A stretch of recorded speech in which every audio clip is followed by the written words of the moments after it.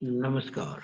YouTube channel maths era and civil engineering by RP Vyas एवं Teachment app की ओर से मैं आरपी व्यास यानी राजेंद्र भैया ji diploma second year third semester civil branch के उन सभी स्टूडेंट्स का हार्दिक स्वागत एवं अभिनंदन करता हूं जिनको सब्जेक्ट कोड CE 3003 यानी कि मैकेनिक्स ऑफ मटेरियल्स के अंदर बहुत अच्छी तैयारी करके A+ ग्रेड प्राप्त करनी है।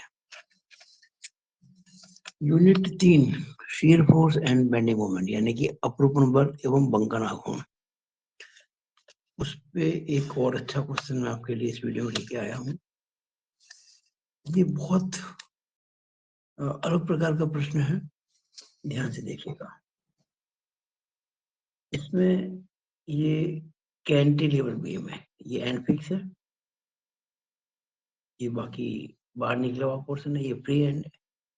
यहाँ पे कोई पॉइंट लोड नहीं लग रहा है, नो पॉइंट लोड यानी कोई बिंदु भार नहीं है, कोई यूडीएल नहीं है, no any uniformly distributed load, केवल कपल लग रहे हैं, बल युग्म लग रहे हैं। एक यहाँ लग रहा है सी पर और एक लग रहा है बी पर। सी पर कैसा लग रहा है? क्लॉकवाइज। बी पे कैसा लग रहा है? Anti clockwise. ये प्रश्न है। बी बिंदु ए से 2 मीटर दूर है, सी बिंदु बी से 3 मीटर दूर है। इस कैंटिलीवर बीम की टोटल लेंथ 5 मीटर है। ये हमने मान लिया इसकी रिएक्शन आर है। रिएक्शन पर जो होती है ना रिएक्शन, उसको आर कह देते हैं ए बिंदु पर। अब सबसे पहला जो काम होता है किसी भी प्रश्न में, हम पहले निकालना चाहेंगे सपोर्ट रिएक्शन। फिर ये जो बीम दिख रही है आपको, इसके लिए हम शियर फोर्स डायग्राम और बेंडिंग मोमेंट डायग्राम बनाएंगे। अब जब कोई पॉइंट लोड और यूडीएल है ही नहीं और कपल लग रहे हैं दो, एक बात आपको मैं क्लियर कर दूं, किसी कैंटिलीवर बीम में अगर केवल कपल लग रहे हैं यानी बल युग्म लग रहे हैं यानी कि प्योर मोमेंट लग रहे हैं, तो उस पूरी बीम में यानी पूरी कैंटिलीवर बीम में, मैं कैंटिलीवर बीम की बात कर रहा हूँ, किसी कैंटिलीवर बीम में अगर कपल लग रहे हैं, प्योर मोमेंट लग रहा है, एक दो या तीन, कितने भी यहाँ दो लग रहे हैं, तो उस पे कहीं पर भी कोई शियर फोर्स नहीं होगा। There will be no shear force in the whole length of the beam. इसको आप याद कर ले, एमसीक्यू भी आ सकता है मल्टीपल चॉइस क्वेश्चन अंदर, कि अगर कैंटिलीवर के ऊपर केवल बल युग्म लगे हो तो क्या किसी बिंदु पर शियर फोर्स होगा? आप कहेंगे ना, कहीं नहीं होगा। तो मैंने ये लिख दिया। हाँ, एक बात और आपको ध्यान देनी पड़ेगी कि जो कपल आपको दे रखे हैं उनके नेचर देखो, ये है क्लॉकवाइज, ये है एंटी क्लॉकवाइज। अनबैलेंस कितना हो गया? अनबैलेंस मतलब असंतुलित। 10 का तो है क्लॉकवाइज और 25 का है एंटी क्लॉकवाइज, यानी कि बड़ा ये है ना 25 और वो छोटा है, लेकिन नेचर अलग अलग है। तो 25 में से 10 घटा दो, कितना हो गया? 15। 15 हो गया रिजल्टेंट, और वो हो गया आपका एंटी क्लॉकवाइज, क्योंकि एंटी क्लॉकवाइज ज्यादा है। अब जो अनबैलेंस्ड मोमेंट है यानी कि 15 kilo newton metre anti clockwise, उसको बैलेंस करने के लिए ये जो फिक्स एंड है उस पे भी 15 किलो न्यूटन मीटर का मोमेंट डेवलप हो जाएगा और दिशा विपरीत। यानी हम राइट में देखते हैं ये दो मोमेंट है, इनका जो जोड़ है, इनका जो सम है वो 15 kilo newton metre anti clockwise है, कि बड़ा एंटी क्लॉकवाइज है। तो यहाँ पे 15 किलो न्यूटन मीटर का क्लॉकवाइज होगी रिएक्शन, तो ये देखेगा मैंने रेड पेन से किया 15 किलो न्यूटन मीटर, और ये देखो मैंने क्लॉकवाइज बना रखा है। ये समझाया मैंने। अनबैलेंस्ड मोमेंट एट ए पर असंतुलित घूर्ण कितना कार्य कर रहा है। ये 10 तो है क्लॉकवाइज और 25 है एंटी क्लॉकवाइज। इसका मतलब नेचर अलग है ना, तो घटाएंगे। 25 में 10 गया तो 15 किलो न्यूटन मीटर, ये हो गया एंटी क्लॉकवाइज। इसलिए एम में क्या हो जाएगा, अगर यहाँ पर 15 किलो न्यूटन मीटर का अनबैलेंस मोमेंट है, तो उसको बैलेंस करने के लिए 15 का ही होगा, और वो हो जाएगा नेचर उसकी उल्टी। तो ये देखिएगा, अगर ये आपका जो अनबैलेंस है वो एंटी क्लॉकवाइज है, तो एम हो जाएगा क्लॉकवाइज। ये मैं बता चुका था, वापस रिवाइज किया मैंने। और अब मैं बता दूं, रिएक्शन होगी 0। जब कभी कैंटिलीवर बीम पे प्योर मोमेंट लगते हैं तो प्रतिक्रिया फिक्शन पर 0 ही होती है। इसको आप पक्का दिमाग में गाड़ मार दो। आप सीधा लिख सकते हैं कि एम ए बराबर आर ए बराबर 0। ये देखिएगा, आर ए बराबर 0। वैसे मैंने इसको दो तरीके से निकाला है, मैंने इसको दो मेथड्स निकाला है। आपको इसकी जरूरत नहीं, आप डायरेक्टली लिख सकते हैं in such cases R A will be 0। फिर भी इसको समझ लीजिएगा। जैसे अगर मैं आपसे कहूं सी पर कितना मोमेंट है, 10, दिख रहा ना, लेकिन ये कैसा है, क्लॉकवाइज। और राइट में क्लॉकवाइज क्या होता है, राइट में क्लॉकवाइज क्या होता है, ये होता है आपके माइनस। एमसी जो है आपका माइनस का 10 किलो न्यूटन मीटर है, जस्ट टू द। अच्छा, ये राइट में है तो इसके लेफ्ट में भी इतना ही होगा। ये जो पॉइंट दिख रहा है ना, वही वाला सी। एक और बात आप ध्यान रख सकते हैं यहाँ पर। वैसे तो मैंने बता दिया आपको -10 है ये, इसको एक और दृष्टि से देखते हैं। अगर मैं इस पॉइंट के राइट में हूं और राइट में देखूं, कुछ नहीं है, 0। और जैसे ही इस पॉइंट के लेफ्ट में आ जाऊंगा, ये आपका राइट में क्लॉकवाइज हो गया। और राइट में जो क्लॉकवाइज होता है, राइट में जो होता है क्लॉकवाइज,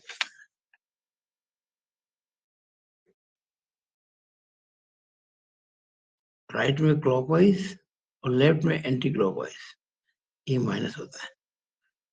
और राइट में एंटी क्लॉकवाइज और लेफ्ट में क्लॉकवाइज जो होता है, वो प्लस होता है।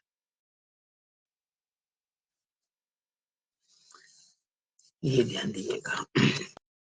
तो हम कहना चाहते हैं आपको कि इस सी पॉइंट की अगर आप राइट में खड़े हैं और राइट में देख रहे हो तो कुछ भी नहीं है, 0।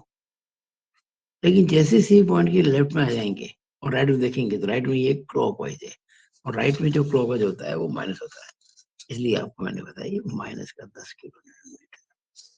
देखा ना, just to the left of C. अगर मैं सी के लेफ्ट में खड़ा हो जाऊं तो इतना आएगा। ओके, बी की बात करते हैं, बी की बात करते हैं।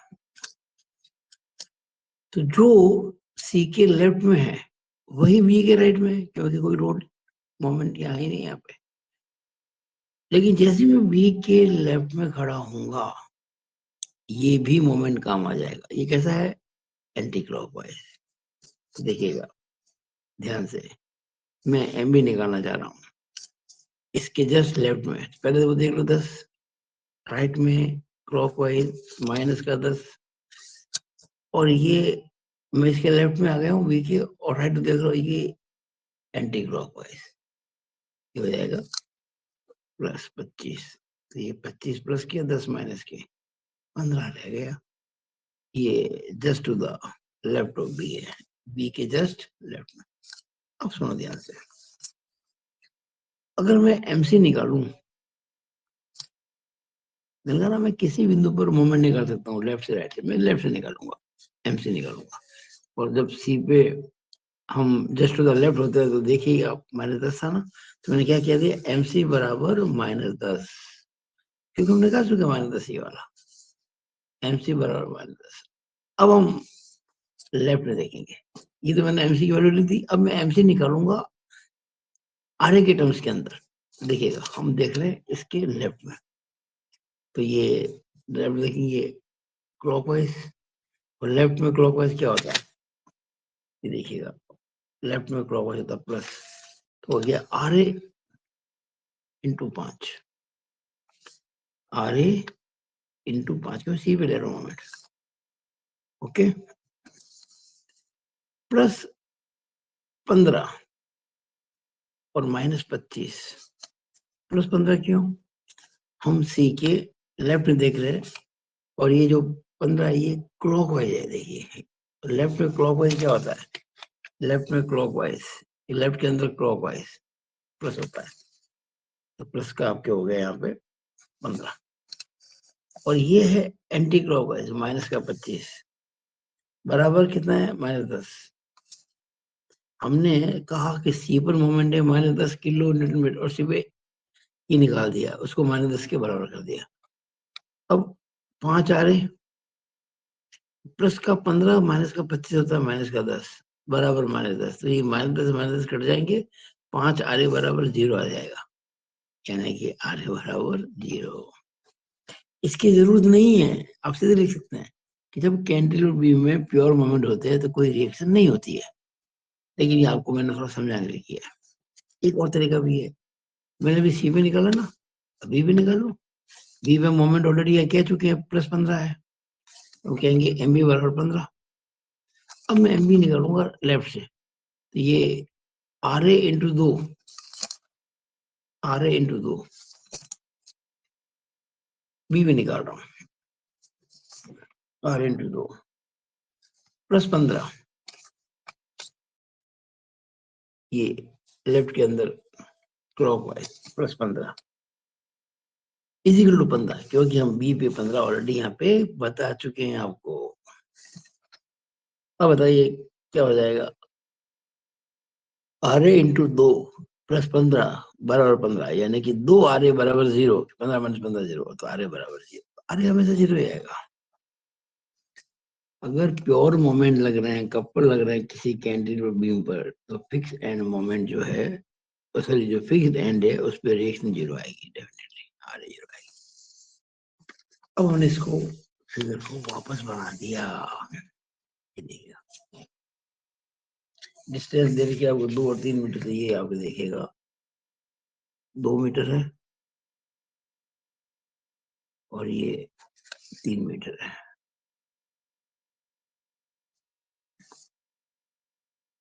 ये आपके लग रहा था 10, लगा दिया 10। ये 25 ऐसे है, ये 25 ऐसे है। और ये मैंने आपको अभी बताया ना 15 किलो न्यूटन मीटर, ये क्लॉकवाइज क्लॉकवाइज शो कर दी, अरे हमने 0 शो कर दी।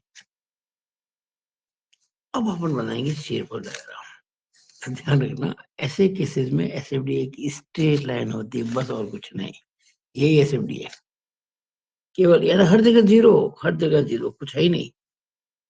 कारण क्या? कोई फोर्स ही नहीं है, सारे मोमेंट्स हैं, प्योर मोमेंट्स हैं। तो S F will be 0 everywhere, हर जगह।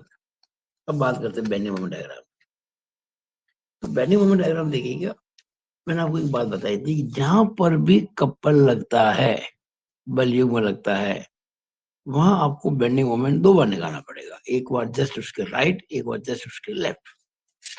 तो अगर मैं सी के जस्ट राइट में खड़ा हो जाऊं और राइट में देखूं कुछ नहीं है, 0, एमसी बराबर 0, just to the right of C, इस सी के जस्ट राइट में। अब जैसे मैं सी के लेफ्ट में आ जाऊंगा और राइट में देखूंगा, तो राइट में एक क्लॉकवाइज मूवमेंट हो गया। राइट में क्लॉकवाइज क्या होता है? माइनस कितना? 10। तो MC is equal to -10 kilo newton metre, just to the left of C. यानी सी पर 2 वैल्यू है, पहली 0 और दूसरी -10। अब बी पे आ जाओ। बी पे देखिए, जो सी के लेफ्ट में है वही बी के राइट में होगी, क्यों? बीच में कुछ भी नहीं है और ये प्योर मोमेंट है। देखिएगा बी पे, अगर सी के जस्ट लेफ्ट में -10 था, तो बी के जस्ट राइट में वो सेम होगा। अब बी के लेफ्ट में, बी के लेफ्ट में तो -10 तो हम ऑलरेडी निकाल चुके थे। और ये देखिएगा, जब आप बी के लेफ्ट में खड़े हो जाएंगे और राइट देखेंगे, तो ये एंटी क्लॉक, देखिए दिख रही है एंटी क्लॉकवाइज मोमेंट ये।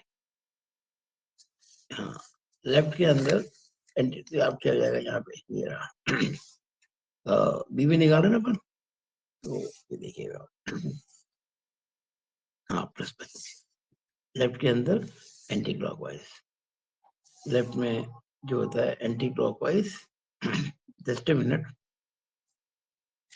हम बी में निकाल लेते हैं। पहले आ गया -10 बी पे, फिर जैसे ही मैं इसके लेफ्ट में आऊंगा बी के, देखना राइट में, तो ये देखिएगा, ये यूं हो रहा है ना, देखिए देखना राइट में आपको, तो ये वैसे तो एंटी क्लॉक दिख रहा है, पर जब ये राइट में जाएगा तो क्लॉक वाइज, ये ऐसे देखिए, तो ये राइट में एंटी क्लॉक वाइज है। तो राइट में एंटी क्लॉक वाइज क्या होता है, ये राइट में और ये एंटी क्लॉक वाइज प्लस होता है, तो प्लस का 25, प्लस का 25, तो माइनस का 10 प्लस का 25 हो गया प्लस का 15। ये just to the left of B है। अब मैं जो बी के जस्ट लेफ्ट में मोमेंट है वही ए के जस्ट राइट में होगा, यानी कि सेम, अगर ये +15 ये +15 ही होगा, just to the right of A. लेकिन जैसे ही मैं ए के लेफ्ट में आऊंगा और राइट में देखूंगा, ये मोमेंट और हो गया कितना, 15। और राइट में कैसा है ये, क्लॉकवाइज, और राइट में क्लॉकवाइज कैसा होता है, माइनस, आखिर मिलेगा आपको -15, 15 था, 15 माइनस होता है 0, just to the left of A. सब डाटा आ गए, ये डाटा आपको देख लो, यहाँ तो और यहाँ तो 0 है, यहाँ पे वैल्यू एक तो 10 है और एक आपकी 15 है, 10 माइनस की और 15 प्लस की, तो माइनस के 10 नीचे ले ली और 15 10 ऊपर ले ली, 15 के ऊपर ले लिया हमने। 10 के लिए अगर मैंने इसको 1 सेंटीमीटर का है तो 15 के लिए 1.5 हो गया, आपको ये अंदाज लेना पड़ेगा। और इस तरह से आप देखेंगे कि ये इसका डायग्राम बन गया।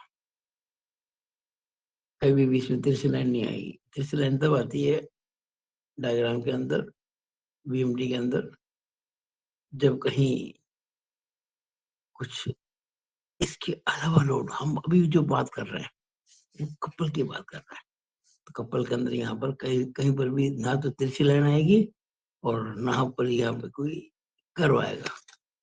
वैसे भी देखिएगा जब ये 15 है वहां 15 है, इसका स्ट्रेट लाइन है, यहाँ पे -10 है वहां -10 है, ये स्ट्रेट लाइन है।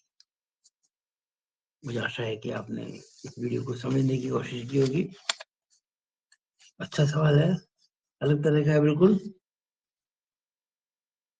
इसी के साथ मैं अपनी बात को समाप्त करता हूँ, मैं अपनी वाणी को विराम देता हूँ, और it is all over about this video.